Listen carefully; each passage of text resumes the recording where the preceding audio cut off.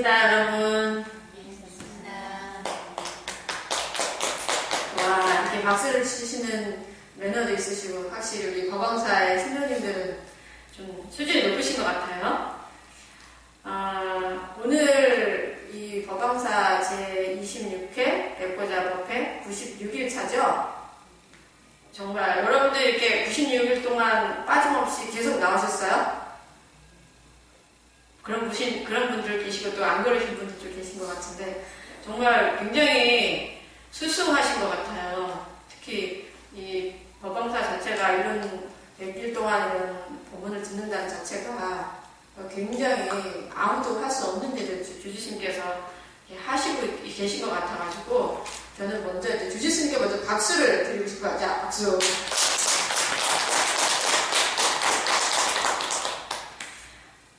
저의 출가 본사가 이 803 은혜사 백흥암이에요. 그러다 보니까 제가 이제 여기 803에서 그 행자 생활부터 시작을 해서 강원 졸업하고 또 선원에 선박 날 때까지 있었기 때문에 이 대구를 오면은 고향에 온 듯한 느낌이 저는 들어요. 그리고 또 서울에 제가 있지만 서울에서 이제 대구 사람을 만나면은 그냥 반갑고 진짜 고향 사람 만난 것 같고 이렇게 따뜻한 그런 마음을 이렇게 갖게 됩니다. 그래서 특히 이제 제가 대구에서 이렇게 법문을 하는 거는 처음이에요. 제가 서울에서는 많은 곳에서 법문을 하는데 대구에서 하는 건 또 처음이다 보니까 굉장히 감회가 새롭습니다. 저는 개인적으로 국제포교의 원력을 가지고 있습니다. 그래서 한국 불교를 좀 세계화하고 또 현대화하고 좀 젊게 만드는데 주력을 하고 있어요. 그래서 아이들, 그러니까 7살부터 아이들, 어린이, 그다음에 청소년, 또 그 어른들, 또 외국인들, 이제 다양하게 이제 영어로 불교를 가르치는 일을 하고 있고요. 또 외국인들, 특히 이제 이번에 영육축제에 관련해서 외국인들 자원봉사자 교육이라든가 아니면 외국인 스님들 이렇게 교육을 한다거나 이럴 때 제가 이제 주로 그런 일들을 하면서 한국 불교를 어떻게 하면 좀 더 세계화할까, 좀 현대화할까 이런 부분에 아주 저의 젊음을 다 바치고 있는 스님입니다. 주지스님께서는 복지의 원력을 가지시고 정말 온 힘을 다하여서 이렇게 하시고 있는 그런 모습을 보니까 정말 이게 감사한 마음이 같은 스님으로서 먼저 듭니다. 오늘 여러분들과 함께 생각해 보고자 하는 것은 그 불자의 사명과 의무에 관한 부분입니다. 자, 우리 불자의 사명과 의무가 뭘까요? 우리 맨 앞에 계시는 보좌님 어떻게 생각하세요? 우리 불자는 어떤 사명을 가지고 있으며 어떤 의미를 가지고 있을까요? 생각해 보신 적이 없으신가요? 이게 우리 불자들의 문제입니다.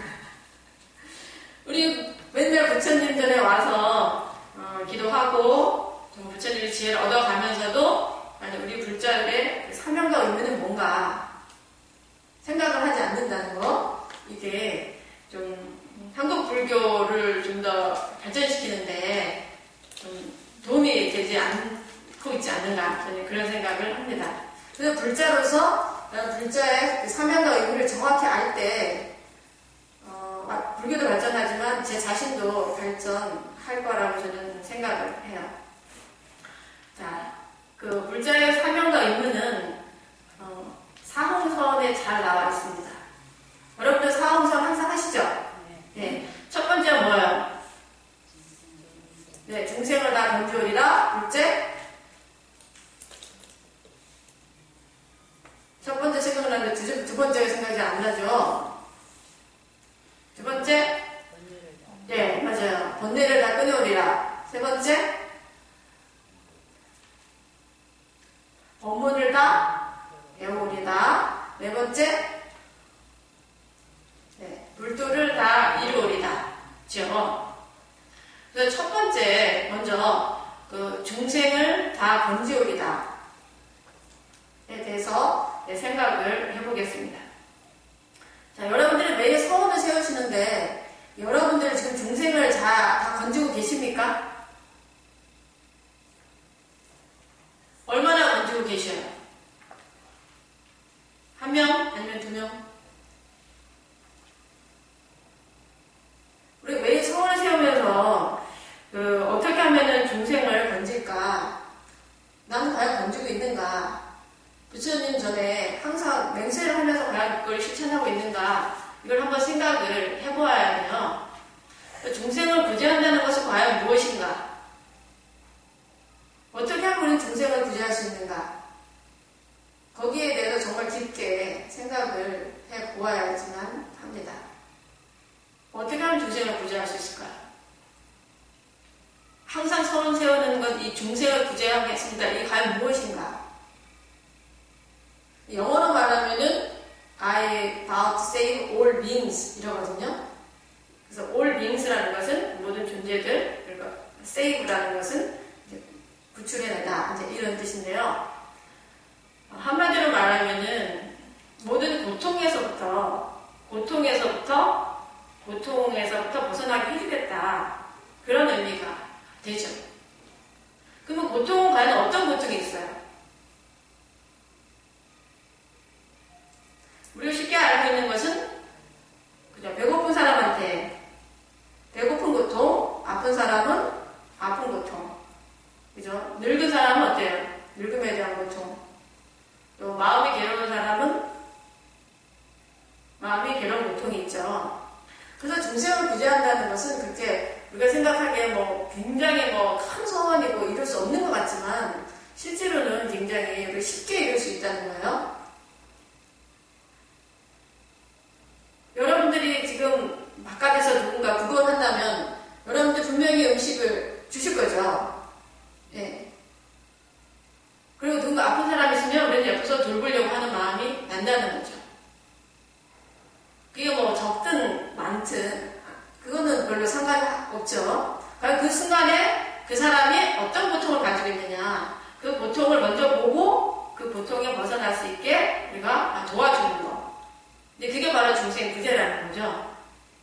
그런 면에서 우리 법왕사에서 그 해오름 요양원을 지금 하고 계신데 굉장히 큰 중생 구제를 하고 계신 거죠. 그 늙음은 누구나 오지만 그 늙음을 정말 고통스럽지 않게 잘 보낼 수 있게 하는 것, 그것은 굉장히 큰 일이 되죠.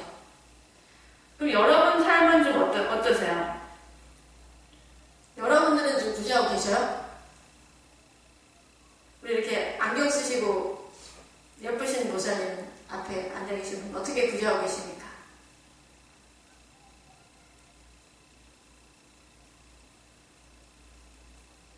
안 하는 것 같죠? 네. 하지만 여러분들이 벌써 중생 구제를 하셨고 지금도 하고 계셔요. 그 예는 뭐냐면 여기 보살님들이 많으신데 여러분들 아침에 일어나서 뭐 하셔요? 아침 하시잖아요. 밥 하잖아요. 그게 바로 중생 구제죠. 밥을 해가지고 우리 아이와 남편을 위해서 준비하는 거죠. 먹을 수 있게. 만약에 내가 그걸 하지 않는다면은 식구들이 얼마나 고통스럽겠어요? 아침에 밥도 안 해주고 나가서 일하셔야 되는데 아이들 학교 가서 공부해야 되는데 밥을 안 해준다면은 굉장히 고통스러울 거죠. 하루 종일 배고프고 그 다음에 또 짜증나고 이렇게 할 거예요. 여러분들은 벌써 그 중생 구제를 하고 계신 거죠. 네. 그래서 거기에 대해서 굉장한 긍지와 자부심을 갖춰야 돼요. 나는 지금 우리 가족 중생을 지금 여러분들이 구제하고 계시죠? 또 우리 거사님들은 또 바깥에서 얼마나 열심히 일하셔요. 그죠? 또 돈을 버시고 또 그걸 가정을 유지하시고 그렇게 하는 자체가 벌써 우리 작게나마 우리 가족이라는 그 중생을 여러분들이 구제하고 계신다는 것이죠. 그렇다면 과연 이 중생 구제를 어떻게 하는 게 가장 생각을 해봐야 되는데요. 물론 배고픈 사람한테 음식을 주고 또 아픈 사람한테 약을 주는 거, 이것도 참 좋은 중생 구제지만, 마음이 아픈 사람들한테 법을 주는 거, 부처님의 그 법문으로서 그 고통에서 벗어나게 해주는 거, 그거야말로 그 굉장한 큰 중생 구제가 된다는 거죠. 그래서 저는 특히 그 어린이, 청소년들한테 여러분들이 불자가 될 수 있는 그런 기회를 많이 주셨으면 좋겠어요. 근데 제 주변에 보면은 일반적으로 보살님들이 언제 불자가 되냐면은 특히 입시 때 많이 불자가 되죠. 입시 때 대학에 들어가야 되니까, 교파니까 이제 절에서 오지도 않다가 이제 수험생 있을 때는 아주 열심히 다니시면서 기도를 하시게 돼요. 근데 제 주변에 어떤 분들이 있냐면, 아들 2명이에요. 그래서 그 아이를 대학 보내기 위해서 부모님이, 어머니가 아주 열심히 다니시는 절에 가서 이제 배우기도 하시고, 정성을 하셨어요. 그래서 결국은 좋은 대학 갔죠. 서울대학을 갔어요. 얼마나 감사스러운 일이에요. 그래서 이 친구가 서울대학을 다니고 졸업을 하고 나서 이제 취직을 했어요. 취직을 하다 보니까 또 좋은 데 취직을 하고, 그러다 보니까 이제 또 좋은 처자를 만나게 됐죠. 근데 그 처자가 기독교인이에요. 네. 기독교인이다 보니까 또 부모는 또 자식 이기는 부모가 없잖아요. 또 자기가 좋다고 데리고 오니까, 그래서 결혼을 시키게 됐는데, 제가 이렇게 결혼식에 갔어요. 근데 누가 와서 주례를 하겠어요? 네, 목사님이 오셔서 주례를 하셨어요. 목사님 오셔서 아주 이렇게 좋은 말씀을 이렇게 해주시고 이제 했고, 그 다음에 둘째 아들도 이제 대학을 가게 돼서, 물론 또 둘째 아들도 열심히 그분이 이제 기도를 열심히 하시고 하셔가지고 또 이제 좋은 대학 갔죠. 이제 고려대를 갔어요. 그래서 그 아들도 이제 고려대 졸업하고 아주 좋은 데 또 대기업 취직을 해가지고 좋은 처자를 만났어요. 근데 이번에 그 처자는 캐톨릭이에요. 그래서 이번에 또 결혼식 어디서 했냐? 성당에서 또 신부님의 주례를 받으면서 이렇게 결혼식을 이제 하게 됐죠. 사실 우리 불자로서는 어떻게 생각해요? 불자가 결혼하면 좋겠다, 이런 생각들을 많이 하시고, 그래야 또 마음이 좀 편하시죠. 물론 뭐 다른 종교인 사람이 우리 가문에 들어오더라도 여러 가지 종교를 이제 존중하면서 이렇게 결혼 생활을 한다면은 그게 참 좋은 일인데, 그게 그렇게 쉽지만은 좀 않은 부분이 있는 것 같아요. 그렇다면 이 어머니의 모자랐던 점은 뭘까 하면은, 그 아이를 어려서부터 절에 많이 안 데리고 다녔다는 거죠.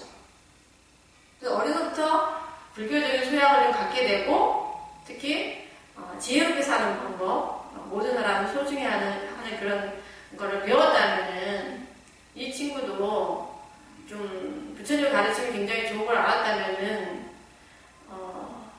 좀 불교적인 사람과 결혼을 하든지, 아니면은 또 타종교와 결혼을 하더라도 정말 그거를 잘 유지하면서 생활을 했을 텐데, 결국은 그 아들이 둘 다 하나들은 기독교인이 됐고요, 하나들은 천주교인이 이제 됐어요. 네. 그래서 우리가 여기서 좀 많이 타종교에 비해서 우리는 좀 반성을 많이 해야 되죠. 좀 적극적으로 우리 종교에 대해서 이렇게 가족들한테 좀 이렇게 종교를 접할 수 있는 기회를 주셔야 되는데, 우리 불자님들은 이제 뭐 종교는 자유다, 물론 자유죠, 하면서 내 종교에 대한 어떤 그 좋은 점을 가족들한테 이렇게 전하려고 하는 마음이 굉장히 이제 적다는 거예요. 근데 여러분들은 사실 그 불자가 돼가지고선 행복하시죠?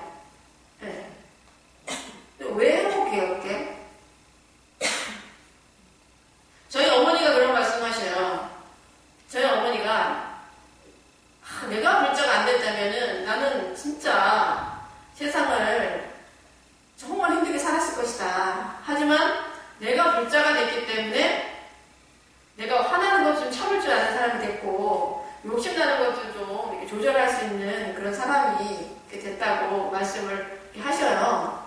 그래서 항상 저희 어머니가 막 굉장히 감사하시는 거예요.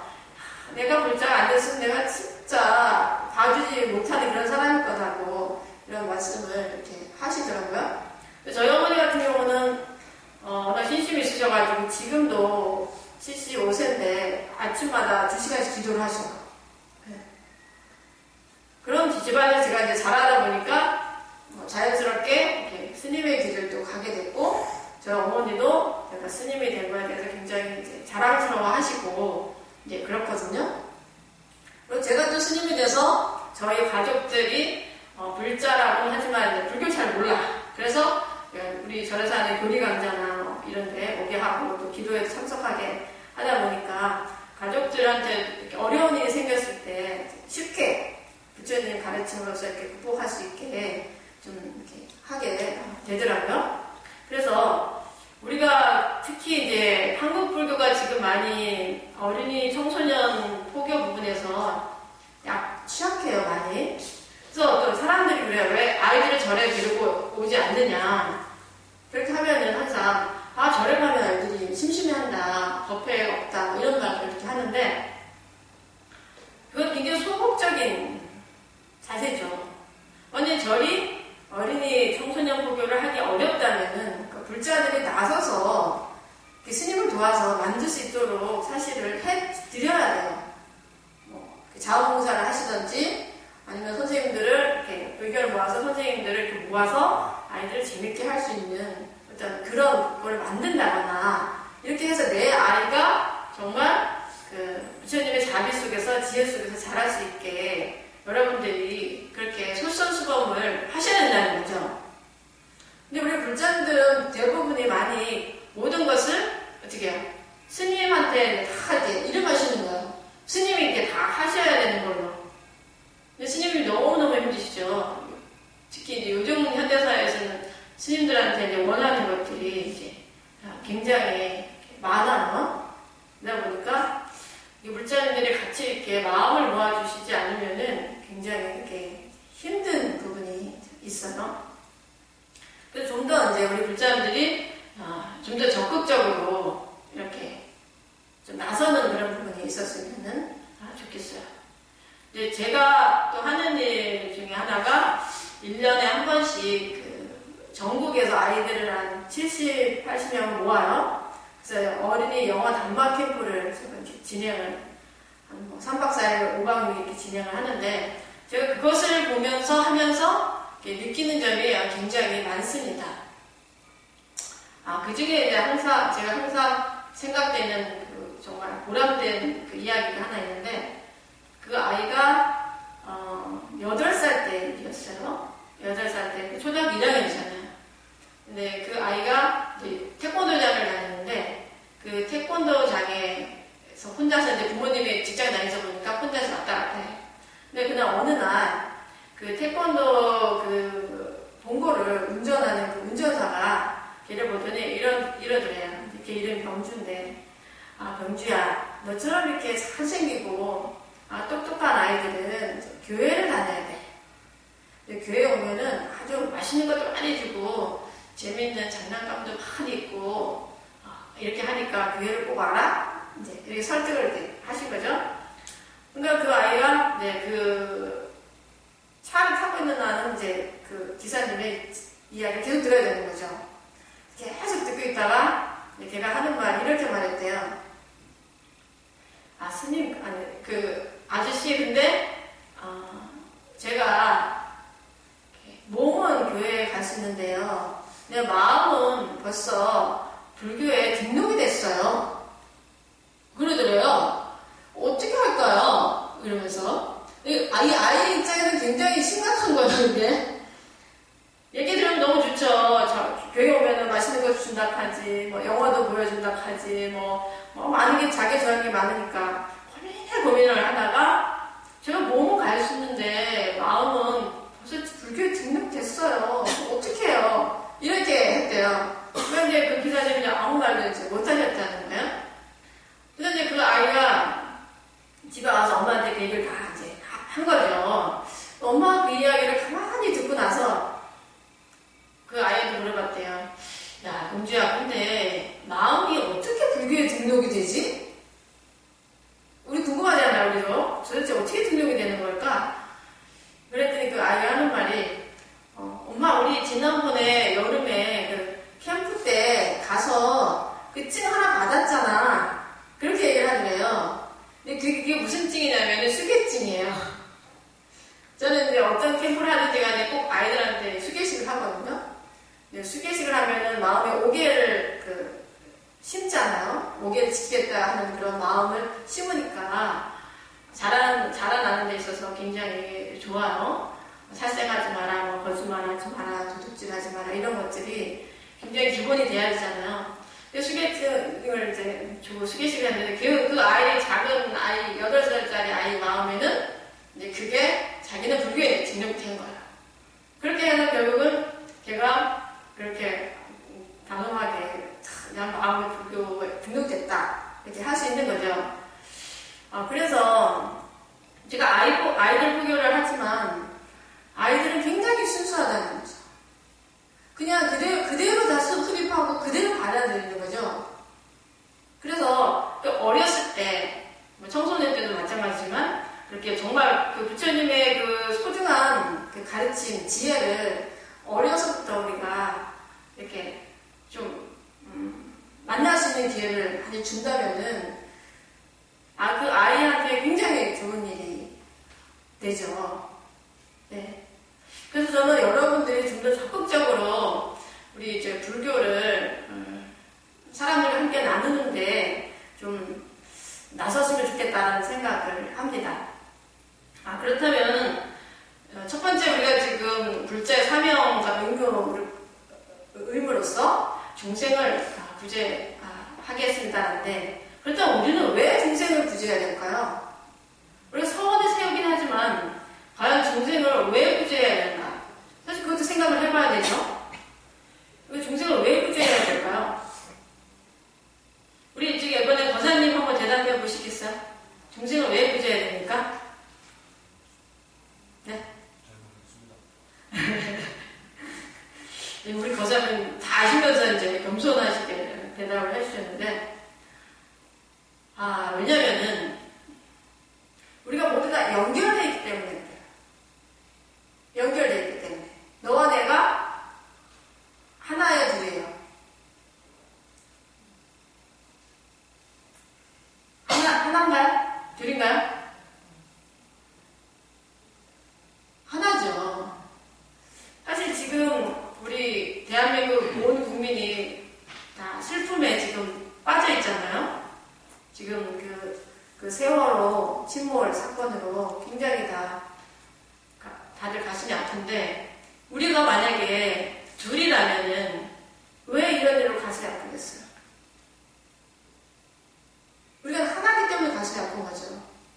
남의 고통이 나의 고통이 될 수 있다는 거, 우리는 다 연결되어 있기 때문에 가슴이 아픈 거죠.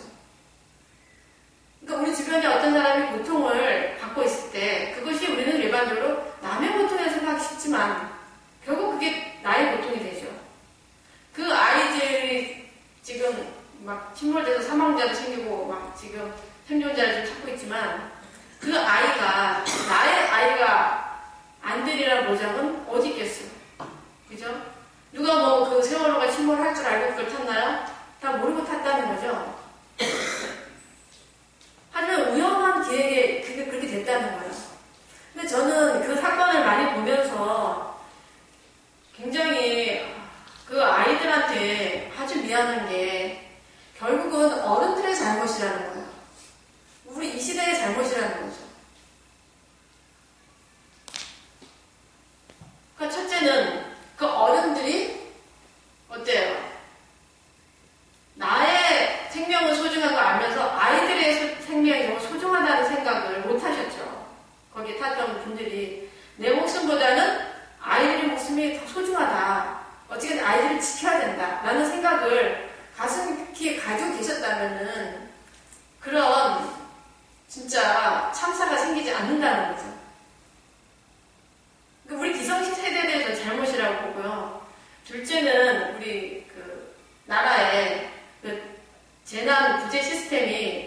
안 갖춰져 있다는 거죠. 우리가 자난구조 시스템이 딱 갖춰져 있다면 거기서 정말 아이들이 도움을 요청했을 때 지금 배가 이렇게 침몰하는 것 같다라는 걸 있을 때 어른들이 빨리 움직였어야 되겠죠. 헬리콥터도 진짜 나라에 있는 헬리콥터를 다 동원을 하고 어른들이 재빠르게 만약에 움직였다면은 그 배가 2시간 동안이나 그죠? 떠 있었는데 그 시간에 우리가 굳이 못했다는 것은 정말 우리의 큰 잘못이라는 거죠. 결국은 우리 어른들의 잘못으로 인해서 아이들이 거기 나오지 못했다는 건가요? 그만큼 연결되어 있다는 거죠.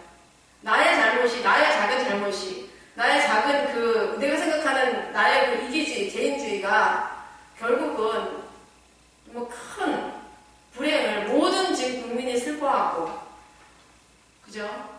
진짜 전 세계적으로 지금 다 슬픔에 빠지게 하는 그런 일을 만들었다는 거예요. 그래서 우리는 연결되어 있다는 거죠. 하나로. 그게 바로 부처님의 연기법입니다. 부처님께서 깨달음을 얻으신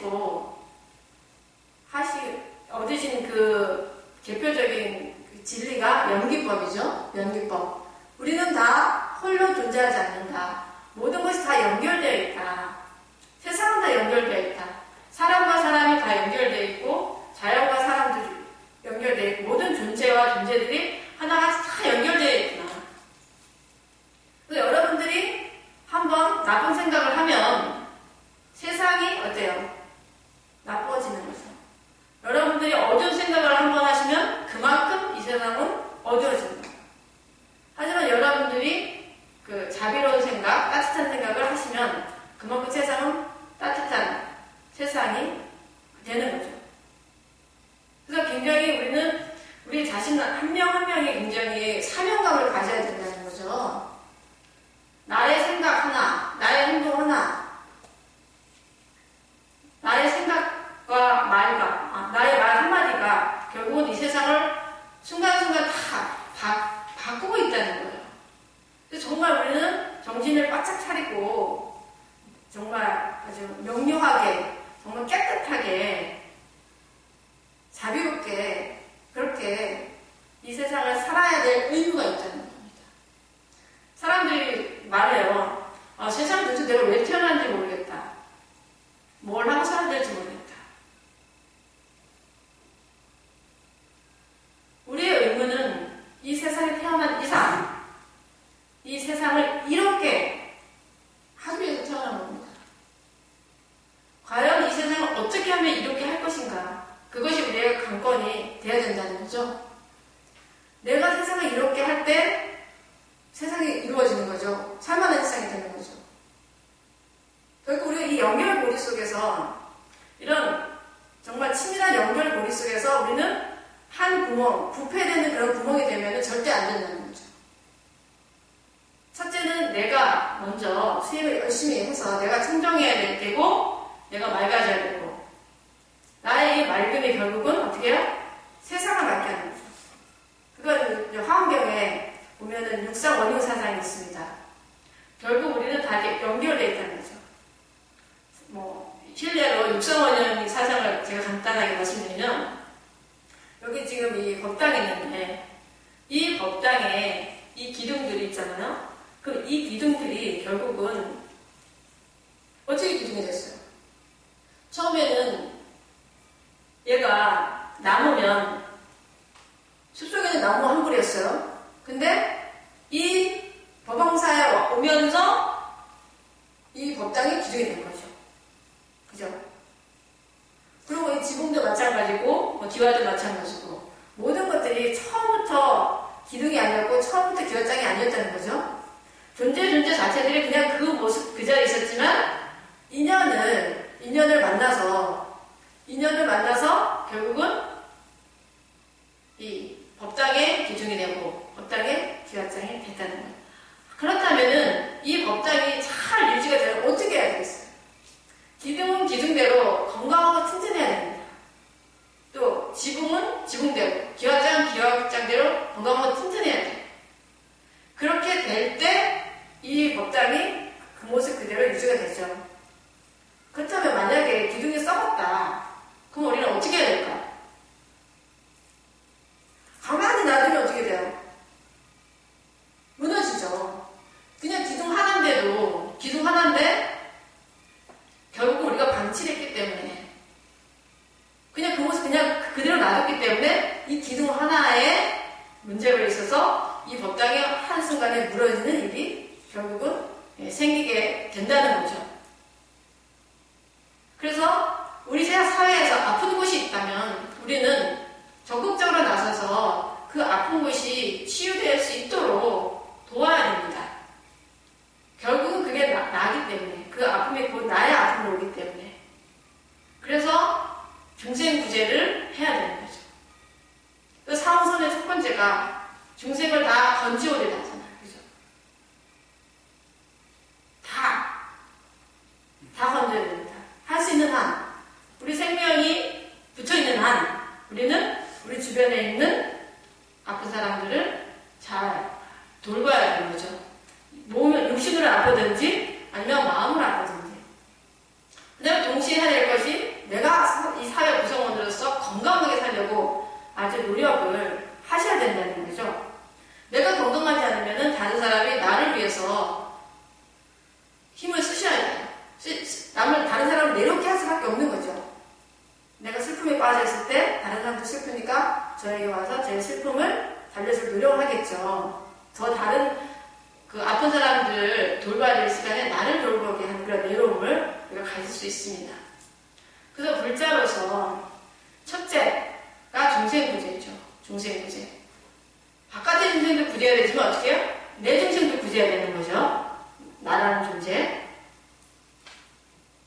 굉장히 중요한 부분이 될 수 있죠. 왜 중생구제를 해야 되냐? 우리는 모두 연결되어 있기 때문에. 곧 남의 고통이 곧 나의 고통이 될 수밖에 없다. 남이 무너지면 결국 내가 무너진다. 이런 원리가 되는 거죠. 그렇다면 두 번째, 우리가 번뇌를 끊어오리다인데 내 중생을 구제하기 위해서 어떻게 해요? 번뇌를 끊어야 되죠. 네. 내 중생 구제, 내 마음속에 항상 슬픔이 있고 걱정이 있고 고통이 있음. 그게 바로 번뇌예요. 그 번뇌를 우리는 끊어야 됩니다. 그럼 어떻게 하면 끊을 수 있을까요? 번뇌를. 여러분들이 그 하루 그 자체가 굉장히 번뇌 덩어리죠. 이렇게 해야 될까 저렇게 해야 될까. 또 미워한 사람 있으면 그냥 미워하고 막 질투나는 사람 있으면 막 질투하고 이렇게 살면서 번뇌 덩어리일 경우가 굉장히 우리는 많다는 거죠. 그 다음 과연 그 번뇌를 어떻게 없앨 수 있을까?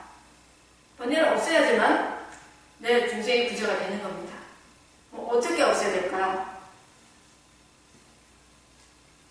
여러분들 번뇌를 어떻게 없애고 계십니까? 자, 우리 이번에 회색 옷 입은 우리 보살님께서 말씀해 보실까요?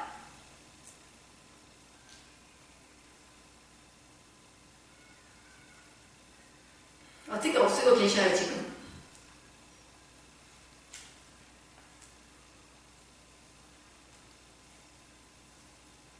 번뇌를 많이 없애고 계신데 어떻게 없애고 계신지 모르시는 것 같아요. 네. 우리 불자님들은 정말 열심히 수행하시죠. 기도도 열심히 하시고. 사실 그게 번뇌를 없애는 거예요. 네. 내가 관세음보살 한번 연구를 할 때 내 번뇌는 바로 사라지죠. 왜냐, 관세음보살 하는 동시에 내가 관세음보살님의 자비, 그 자체를 생각하게 되니까.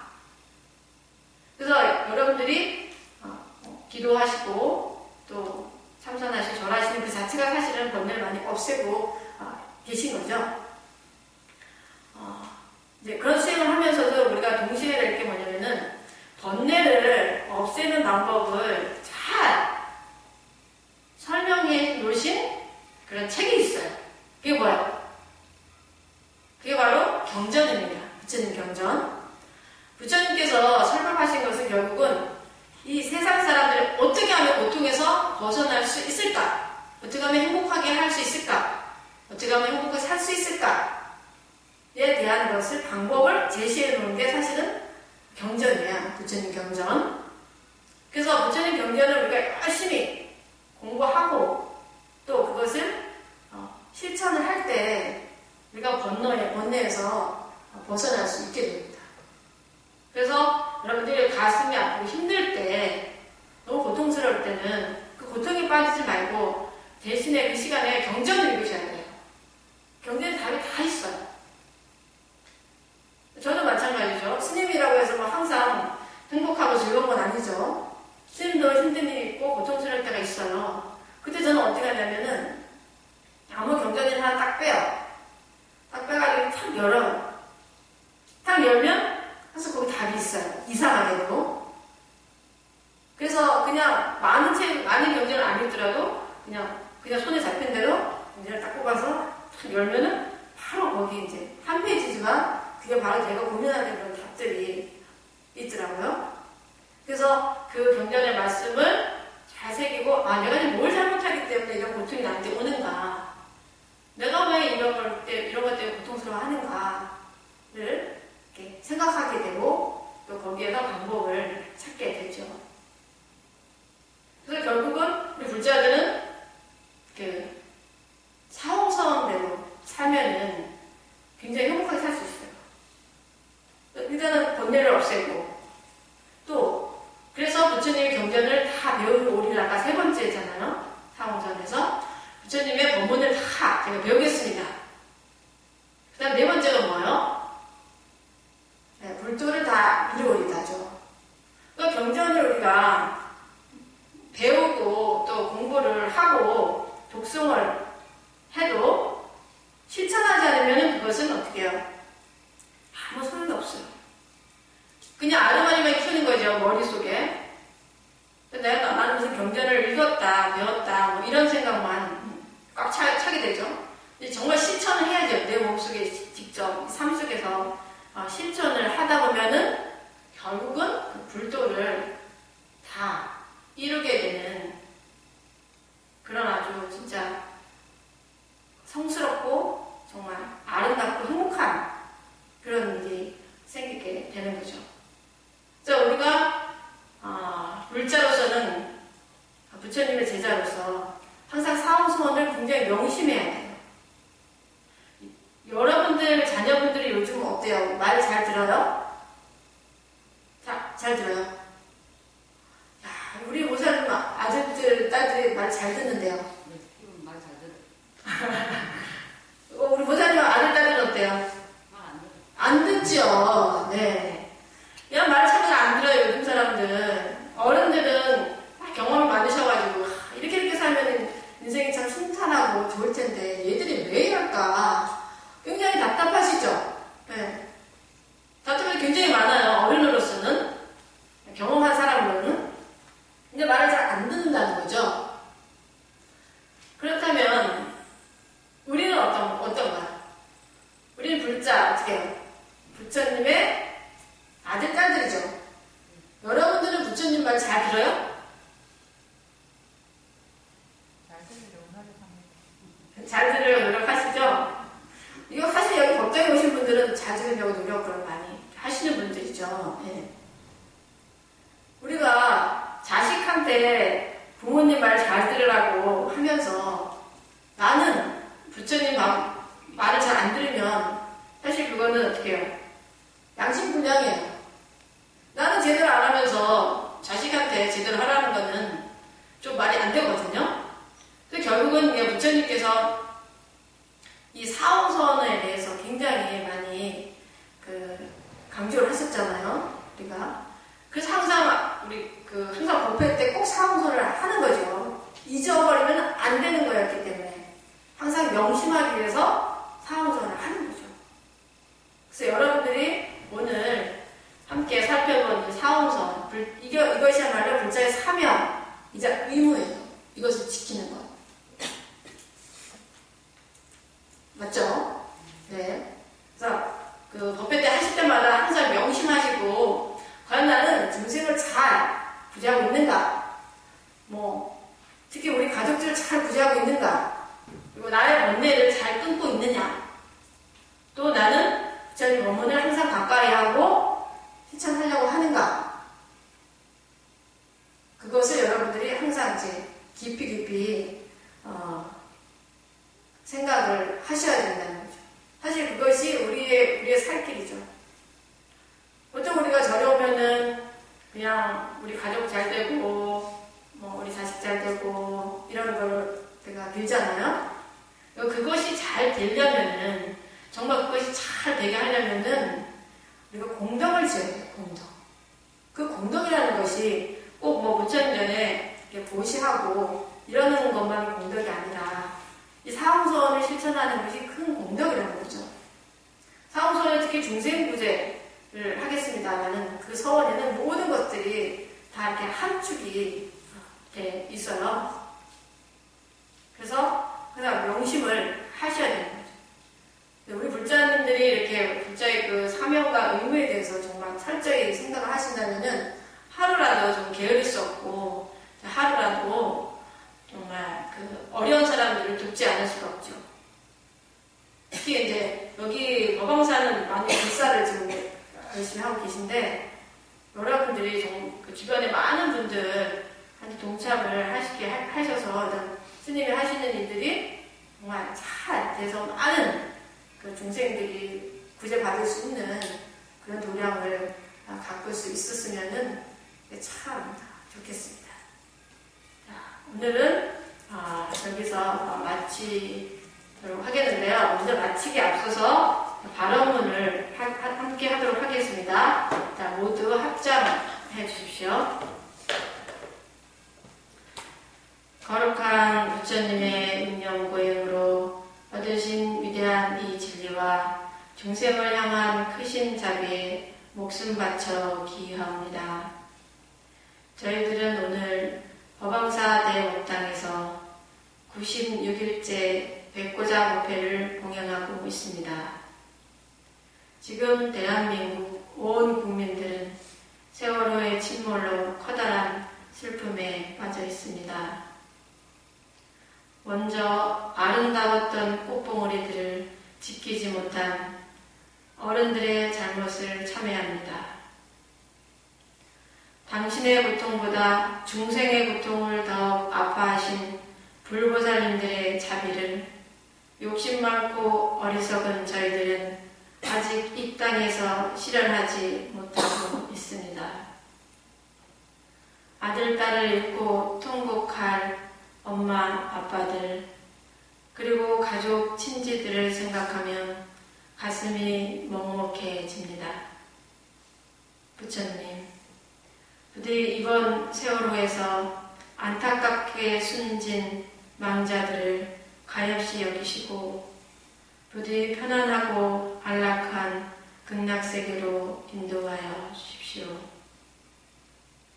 부처님, 저들의 부모와 형제, 자매들의 슬픔을 어루만져 주시고 그 슬픔에서 조금이나마 벗어날 수 있는 용기를 주소서. 부처님은 여러 생을 거쳐서 인욕하시었고 많은 중생을 위해 희생하셨기에 이 땅에서 완전한 깨달음을 이룰 수 있었습니다. 저희 또한 그렇게 살 것을 다짐합니다. 저들의 고통은 곧 나의 고통입니다. 나와 세상의 모든 존재들은 연결되어 있기에 최선을 다해 돌보겠습니다. 저들의 고통이 곧 나의 고통임을 가슴 깊이 새깁니다. 앞으로 더욱 전법하겠습니다. 그래야 마음이 아파 고통스러워하는 이들에게 따뜻한 위로와 지혜로서 어둠의 긴 터널을 무사히 지날 수 있도록 하겠습니다. 저희 가족에게부터 전법하겠습니다. 이 땅에 부르나 존자가 되어 인연 닿는 곳마다 부처님의 법음을 전하겠습니다. 우리의 영원한 귀의자인 불, 법, 승, 삼보를 더욱 잘 수호하겠습니다. 시방세계에 아니 계신 곳 없으신 부처님, 오늘 이 청정한 법회에 참석한 공덕으로 저와 인연 있는 모든 존재들이 나날이 행복하고 아울러 저희 각자가 성취하고자 하는 선한 의지가 이 땅에 펼쳐지도록 가피를 주십시오. 그리고 순수히 중생구제의 서원을 세운 법왕사의 위대한 불사에 작은 힘이나마 보탤 수 있는 사람이 되도록 하겠습니다. 나무 서가모니불, 나무 서가모니불, 나무 시아본사 서가모니불.